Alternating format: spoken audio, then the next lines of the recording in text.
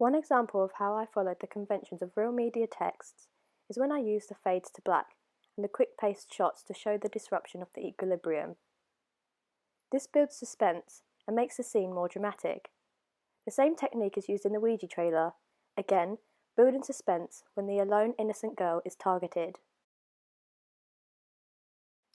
Another example is how I ended my first scene with a cut to my production company logo, followed by a dialogue to anchor the narrative. Slasher movies are so overrated. Why? Think about it. A girl and her friends go to a party, a deserted town, a camp, whatever. The killer takes them out, one by one. This is also done in the Ouija trailer, breaking up the scenes and anchoring the narrative, allowing the viewer to follow the trailer easily. You ever feel like even after someone you love has died, there's still a way you can talk to them? You want to talk to Debbie? Yeah. Another convention that I used was breaking up the action with captions. I did this to build suspense and tension within my trailer.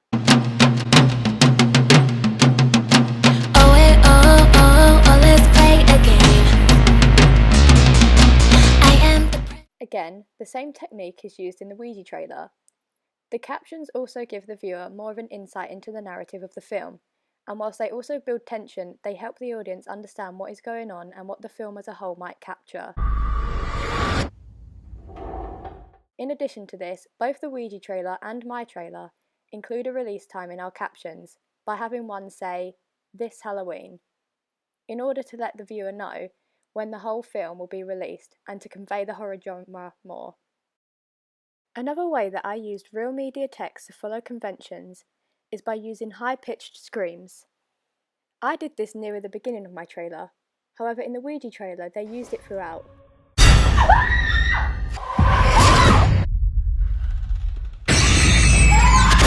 Did you kill Debbie? We're done! I decided to challenge this convention slightly, because I didn't want to overuse the technique. I did use it again in my trailer in the middle, however, I lowered the volume of the clip so that it wouldn't be overpowering. Plus, I had some narration over the same clip, and therefore I didn't want to distract the viewer too much. 90 minutes later. I also followed convention when I used an isolated setting for my trailer. Although it is not the only setting I used, I would say that it is the primary setting in my trailer. This technique is used in the Hush trailer and in the Truth or Die trailer. You want the keeper's cabin? You'll have to follow the track through the woods about half a mile. I use this technique because it gives the audience a strong sense of danger and fear.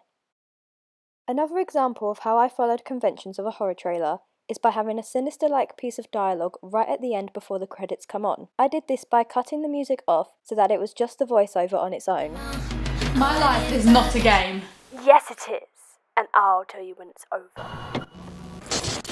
This created an eerie atmosphere, and because my killer is anonymous, by having the voiceover sound like the killer is talking on the phone, gives it a creepier feel. This is also done in the Ouija trailer, where the music cuts and the character says something creepy. It's not even real, okay? It's just a game. This builds tension right at the last moment and leaves the audience wanting more.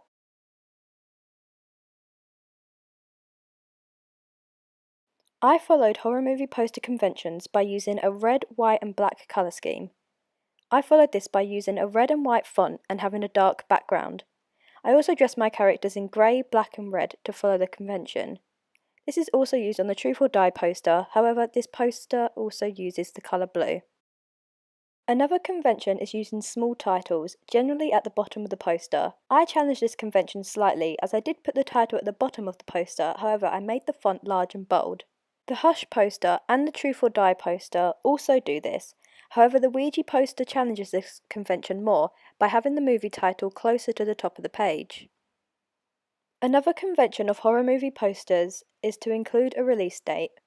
I included this on my poster and highlighted it in red to make it stand out more. This technique is also used on the Ouija poster.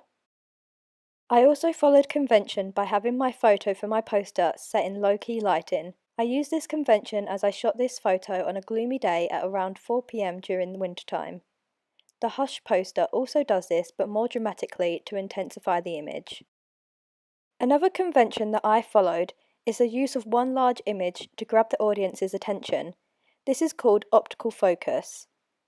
I followed this by including one large image on my poster in order to draw a viewer in and not have the poster too busy or cluttered. All three real media texts that I looked at in my research all followed this convention to some degree. The last convention that I'd followed for my movie poster was anchorage. I did this by taking the photo for my poster in the same location I filmed at in my trailer and by using my two main characters.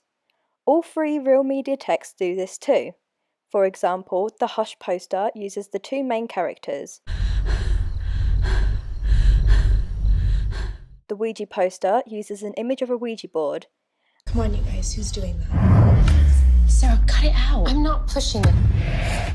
And the Truth or Die poster used an image of the house from the opening scene.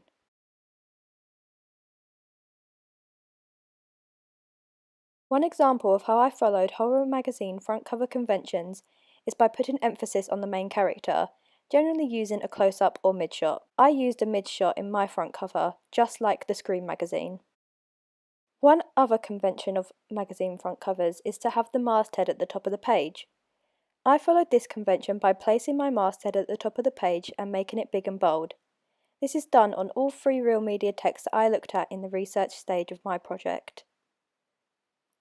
Another convention is to have the cover line across the feature article photograph, but not covering it too much, generally placed along the bottom of the page.